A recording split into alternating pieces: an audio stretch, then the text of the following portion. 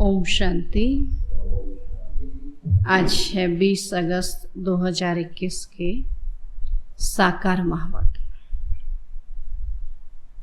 आज बाबा बोले, मीठे बच्चे, बाप के राइट हैंड बनना है तो हर बात में राइटियस बनो। बाप के राइट हैंड बनना है तो हर बात में राइटियस बनो। सदा श्रेष्ठ कर्म करो, सदा श्रेष्ठ कर्म करो। प्रश्न है, कौन सा संस्कार सेवा में बहुत विघन डालता है? कौन सा संस्कार सेवा में बहुत विघन डालता है? उत्तर है, भाव स्वभाव के कारण आपस में जो द्वैत मत के संस्कार हो जाते हैं। भाव स्वभाव के कारण आपस में जो द्वैत मत के संस्कार हो जाते हैं, वह सेवा में बहुत विघन डालते हैं। वह सेवा में बहुत विघन डालते हैं।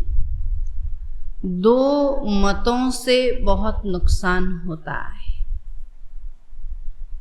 दो मतों से बहुत नुकसान होता है। क्रोध का भूत ऐसा है, क्रोध का भूत ऐसा है जो भगवान का भी सामना करने में देरी न करे। जो भगवान का भी सामना करने में देरी न करे। इसलिए बाबा कहते हैं, मीठे बच्चे, ऐसा कोई भी संस्कार हो तो उसे निकाल दो। ऐसा कोई भी संस्कार हो तो उसे निकाल दो।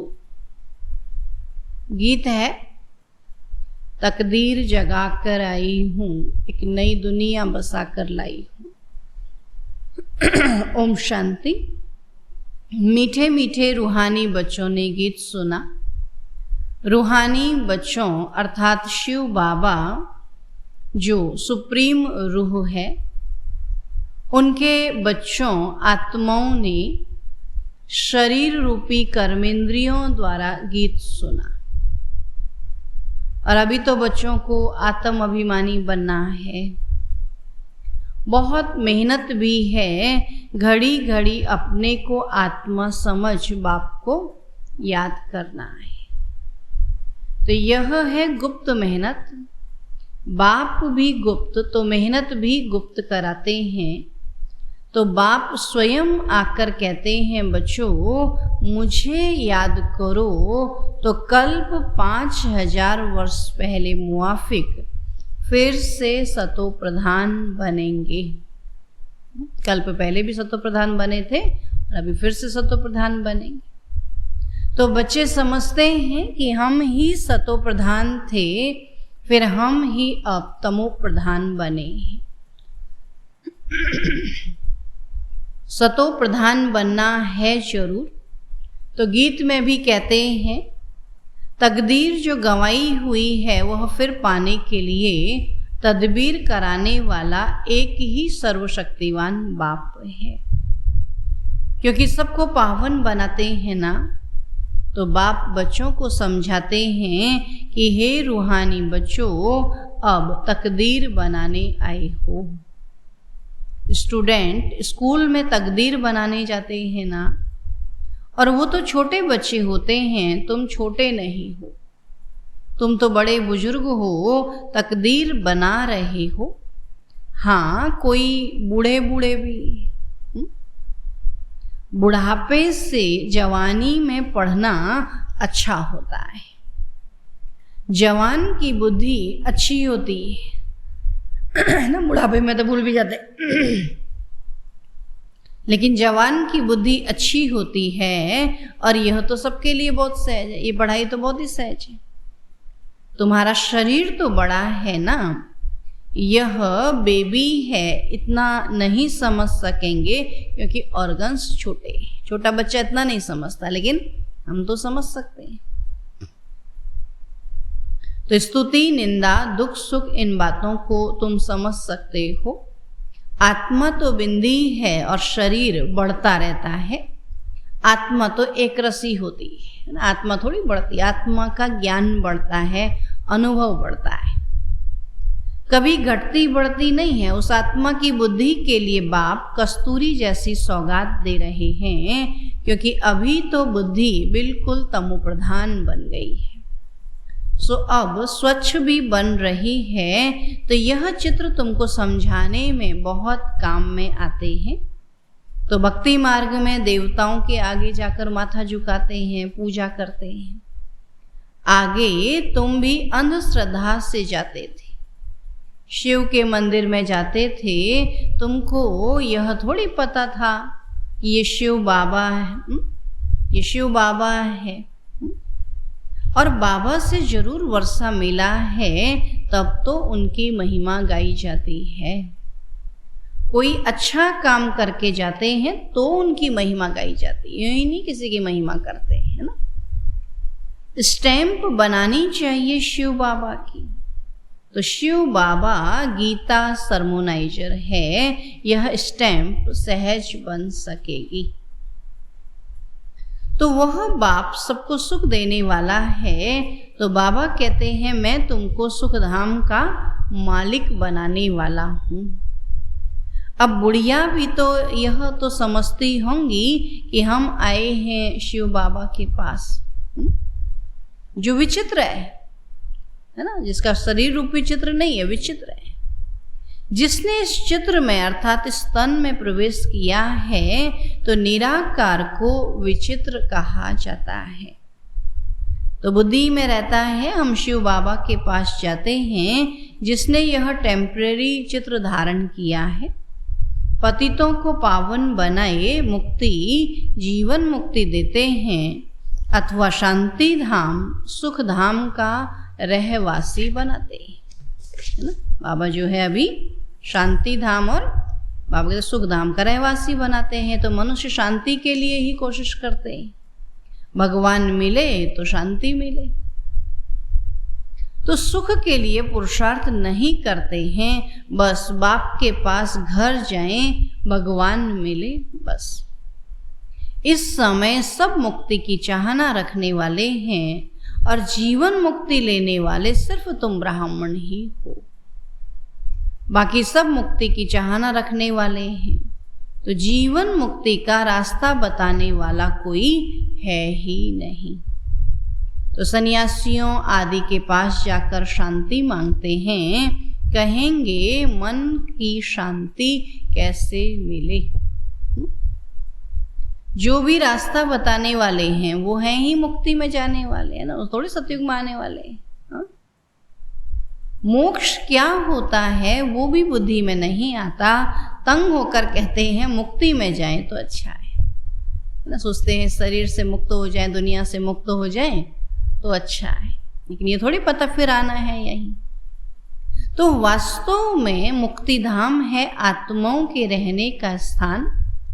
अब इतने सेंटर्स पर बचे हैं, सब जानते हैं कि हम नई दुनिया के लिए राज्य भाग्य लेते हैं। बाबा हमको नई दुनिया का राज्य देते हैं, कहाँ देंगे? बाबा की नई दुनिया में देंगे या पुरानी दुनिया में देंगे? पुरानी दुनिया में देंगे तभी तो नई दुनिया में जाएंगे।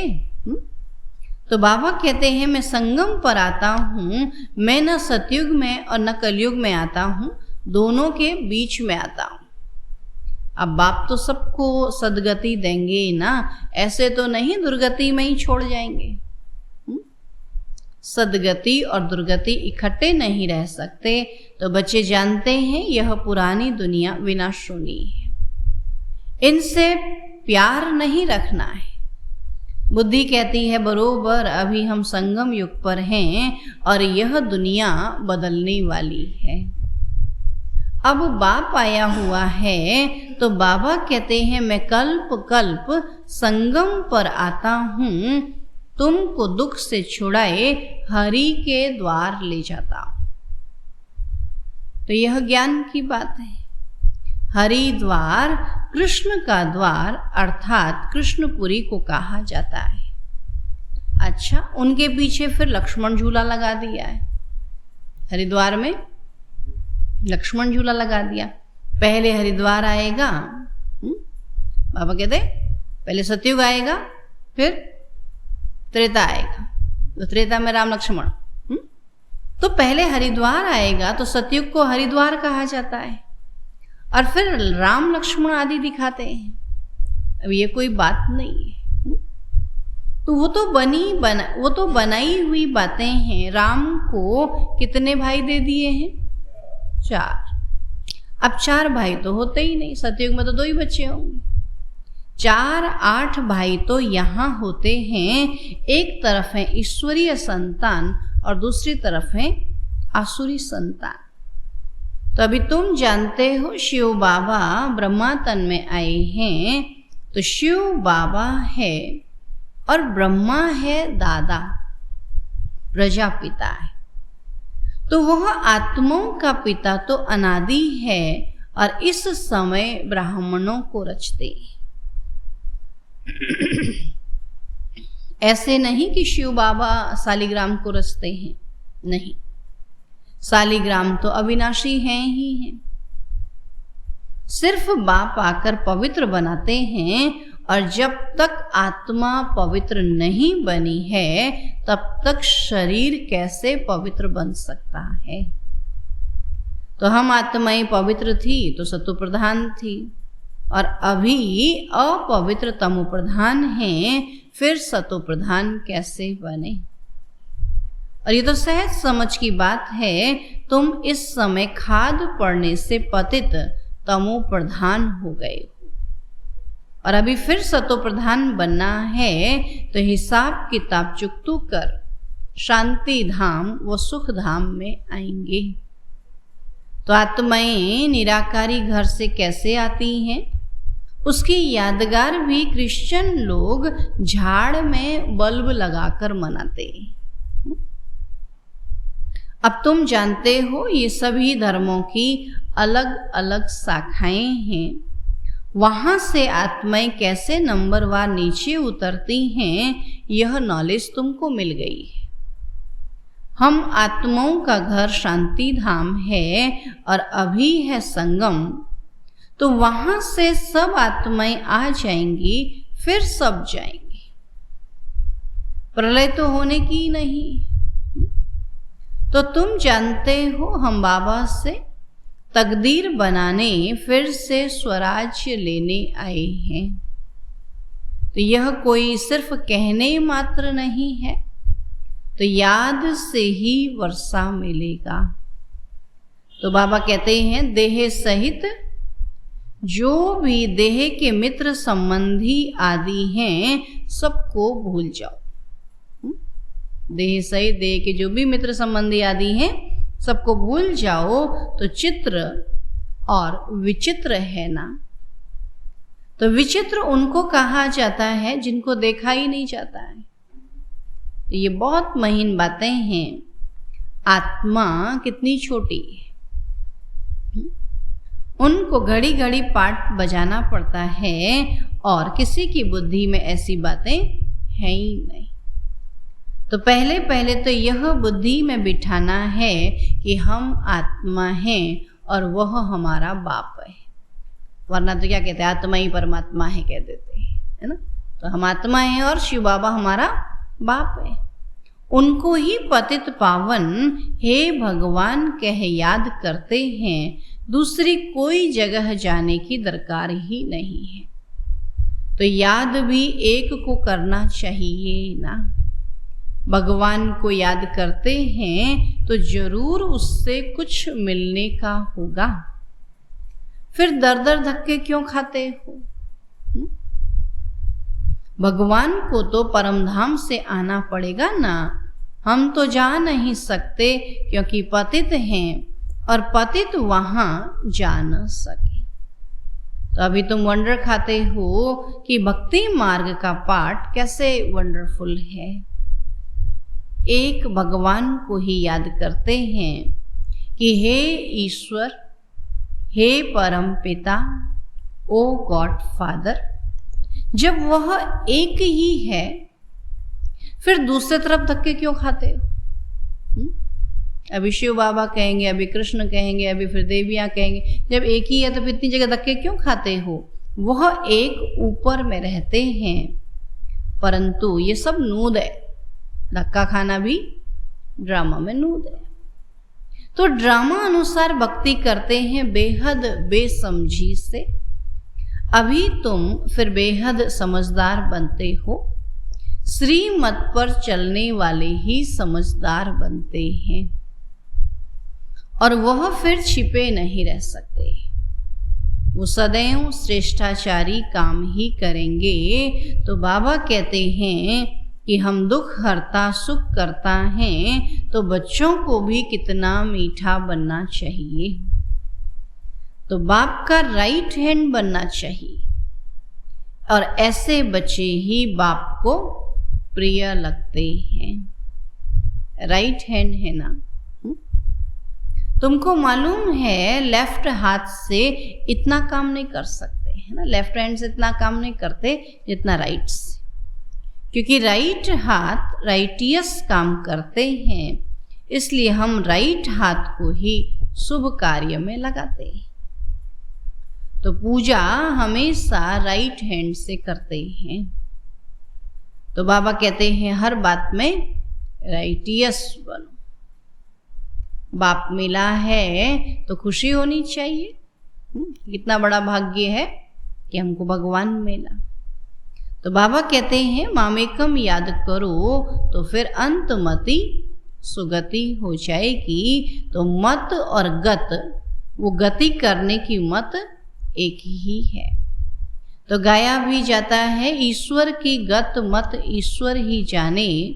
तो पतित पावन वही है और वह जानते हैं कि मैं मनुष्यों को पावन बनाए दुर्गति से सदगति में कैसे ले जाऊंगा।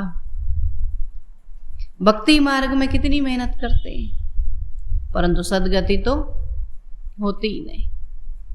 फल कुछ भी मिलता नहीं। अब सदगति देने वाला तो एक ही बाप है। तो भक्ति में जो जिस भावना से पूजा करते हैं उनको वह फल देने वाला मैं ही हूं। तो ये भी ड्रामा में नोद है। सुना? बाबा कहते कि भक्ति का फल भी मैं ही देने वाला हूं। तो उनको आपे ही मिल जाता है अपने पुरुषार्थ से। अब पवित्र भी अपने पुरुषार्थ से बच्चों को बनना है। तो बाबा कहते हैं मीठे मीठे बाप को याद करो। वही सर्वशक्तिवान ऑलमाइटी अथॉरिटी कितना अच्छा बनाते हैं। तो तुम सब कुछ जान चुके हो, फिर बाबा से वर्षा ले रहे हो। तो रचयिता और रचना की नॉलेज तुम्हारी बुद्धि में है। अभी बाबा को भी जान लिया और बाबा की रचना को भी जान लिया। बाबा कहते तुम जानते हो यह नॉलेज हमारे में नहीं थी। यज्ञ तप आदि करना, शास्त्र आदि सुनना, यह है शास्त्रों की नॉलेज। उनको भक्ति कहा जाता है। उसमें एम ऑब्जेक्ट कुछ है ही नहीं। तो पढ़ाई में एम ऑब्जेक्ट रहती है और कोई न कोई प्रकार की नॉलेज होती है। तो हमको पतित से पावन बनने की नॉलेज पतित पावन बाप ने दी है। तो सृष्टि के आदि मध्य अंत की नॉलेज बाबा ने दी है। यह सृष्टि चक्र कैसे फिरता है, इसमें सभी एक्टर्स पाठधारी हैं और यह अनादि नाटक बना हुआ है। तो यह बेहद की नॉलेज तो जरूर होनी चाहिए। तो तुम बच्चे जानते हो अभी हम घोर अंधियारे से निकल घोर सोजरे में जा रहे हैं। तो तुम अभी देवता बन रहे हो, तो यह भी समझाना है कि आदि सनातन तो देवी देवता धर्म है, जिसे हिंदू धर्म कह दिया है। तो धीरे धीरे यह बात भी समझ जाएंगे। अभी नहीं समझते, लेकिन फिर आगे धीरे धीरे समझ जाएंगे। तो बच्चों को खड़ा होना चाहिए, और इसमें तो ढेर बच्चे चाहिए। दिल्ली में कॉन्फ्रेंस करनी पड़े। परिस्तान भी दिल्ली को कहा जाता है, और यही जमुना का कंठा था।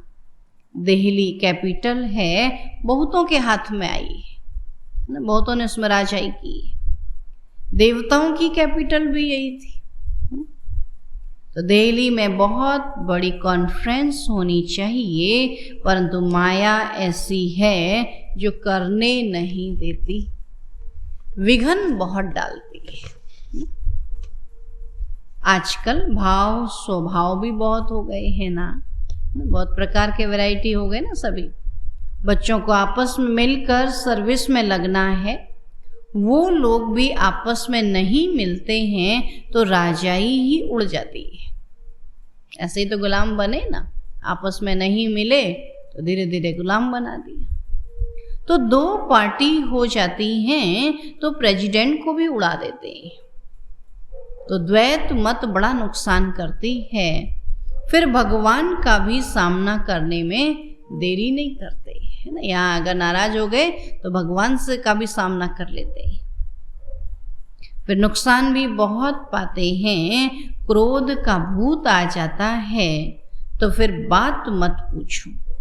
इसलिए बाबा कहते हैं गुड़ जाने गुड़ की गोथरी जाने, है ना। शिव बाबा जाने और ब्रह्मा बाबा जाने, है ना। गुड़ है शिव बाबा और गोथरी है ब्रह्मा बाबा। तो बाप बच्चों को सृष्टि के आदि मध्य अंत का नॉलेज सुना रहे हैं।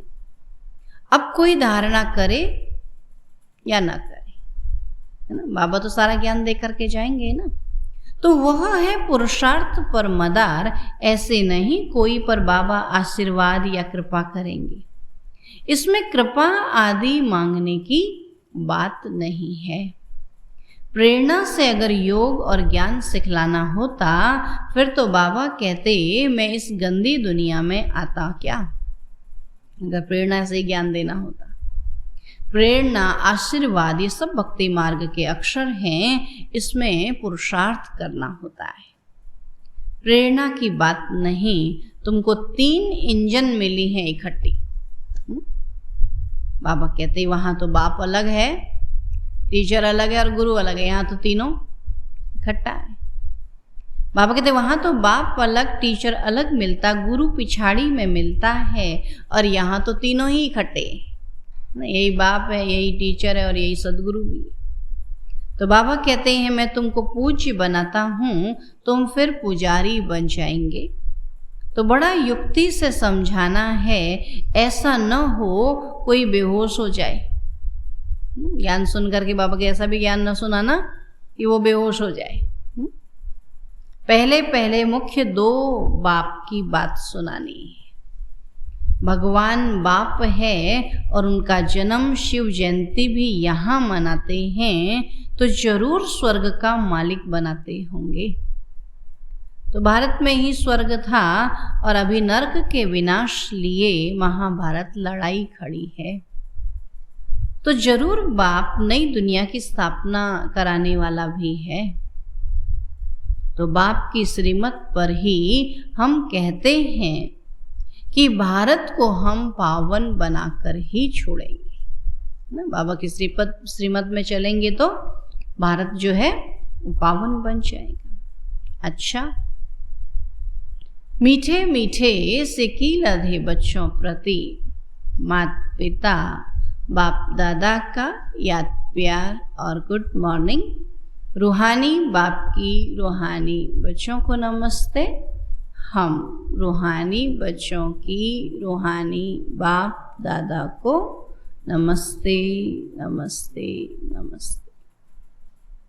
धारणा के लिए मुख्य सार है जैसे बाप दुख हरता सुख करता है, जैसे बाप दुख हरता सुख करता है, ऐसे बाप समान बनना है, ऐसे बाप समान बनना है। बहुत मीठा बनना है, बहुत मीठा बनना है। सदा शुभ काम करके राइट हैंड बन जाना है, सदा शुभ काम करके राइट हैंड बन जाना है। दूसरा पॉइंट है, कभी दो मतें नहीं बनानी, कभी दो मतें नहीं बनानी है। भाव स्वभाव में आकर एक दो का सामना नहीं करना है, भाव स्वभाव में आकर एक दो का सामना नहीं करना है। क्रोध का भूत निकाल देना है, क्रोध का भूत निकाल देना है।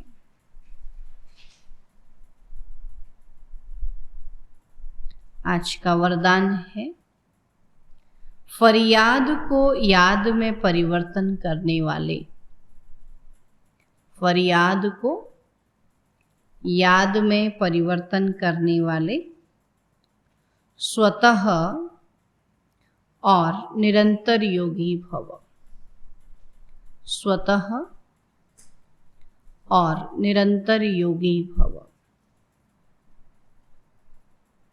फरियाद को याद में परिवर्तन करने वाले स्वतः और निरंतर योगी भव। बाबा कहते संगम युग की विशेषता है अभी अभी पुरुषार्थ और अभी अभी प्रत्यक्ष फल, अभी स्मृति स्वरूप और अभी प्राप्ति का अनुभव।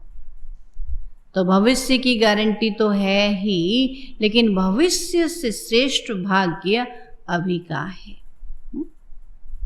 आप कहते भविष्य की गारंटी तो है ही, लेकिन भविष्य से भी श्रेष्ठ भाग्य अभी का। अभी जितना करना चाहें उतना भाग्य बना सकते हैं। इस समय ज़्यादा बाबा कहते आपका श्रेष्ठ भाग्य है, और इस भाग्य के नशे में रहो तो स्वतः याद रहेगी ना। फिर सतयुग में जाके तो कहेंगे इतना ही मिलेगा, और अभी तो जितना करना चाहो उतना बड़ा भाग्य बना सकते हो। तो जहाँ याद है वहाँ फरियाद नहीं, क्या करें कैसे करें यह होता ही नहीं, थोड़ी मदद दे दो, ये है फरियाद।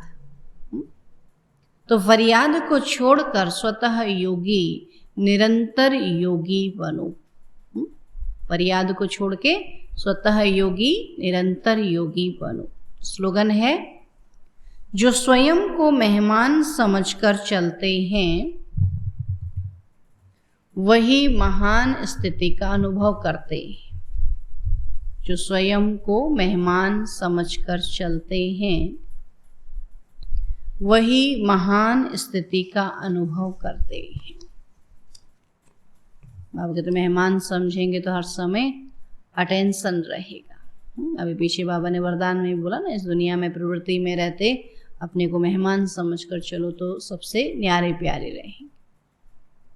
आज की दादी की विशेषता है सदा बेहद की बुद्धि और बेहद की भावना।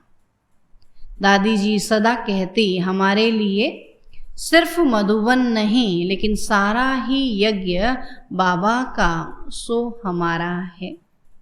देश विदेश सब बाबा के बचे हैं, बाबा का परिवार है, बाबा के सेंटर्स हैं, इसलिए सबके प्रति समान प्यार रहा।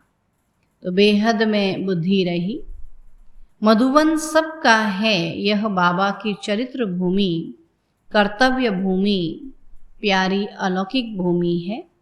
इस पर सबका समान रूप में अधिकार है। ऐसी बेहद की भावना उनके दिल में सदा बनी रही। सबके लिए भी कि सब बाबा के बने और सब बाबा के घर में आए, मधुबन बेहद घर में आए, तो सब हमारा परिवार है। ये बेहद की बुद्धि दादी की सदा रही। ठीक है, ओम शांति। तो आज बाबा ने बोला कि सदा एक मत होकर रहना, द्वैत में नहीं आना, है ना, दो मतें नहीं बनाना।